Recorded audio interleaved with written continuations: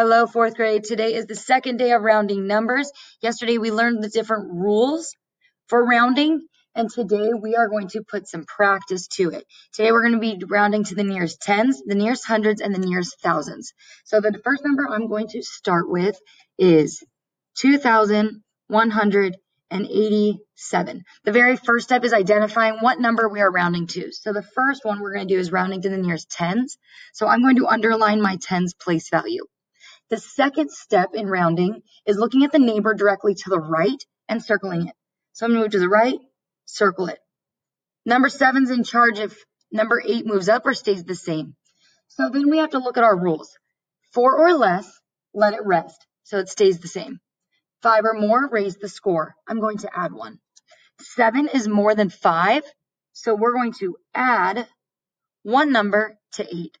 So I'm going to change my 8 to a 9 down here. Now the next rule we need to look at is numbers to the left stay the same. So I'm going to write 2,100. These numbers always stay the same.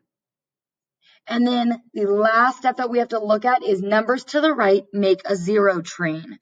So we have a number to the right, so that number changes to a 0. So when you round 2,187 to the nearest tens, you get 2,190. Now the next number we are going to round is 3,426. And we're going to round this number to the nearest hundreds. So I'm going to underline my hundreds place value. Then we're going to circle the number directly to the right to see if we need to round up or keep it the same. So 4 or less, let it rest. 5 or more, raise the score. This is less than 4. So our 4 in the hundreds place is going to stay the same. Now, numbers to the left stay the same. So this one stays the same. So I'm going to write 3,000.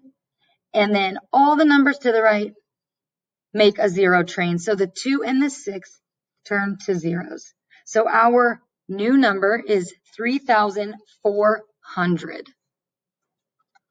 And the last number we're going to do today is 6,561. And we're going to round this number to the nearest thousands. So we're going to look at the hundredths place to decide if the 6 changes or stays the same. So the number is 5. So the rule is 5 or more, raise the score. So we're going to add 1 to the 6, and that's going to change it to 7,000. Then we have to look at numbers on the left. Now I don't have any numbers on the left, so we don't have to worry about that one. And then numbers on the right, all of these numbers make a zero train.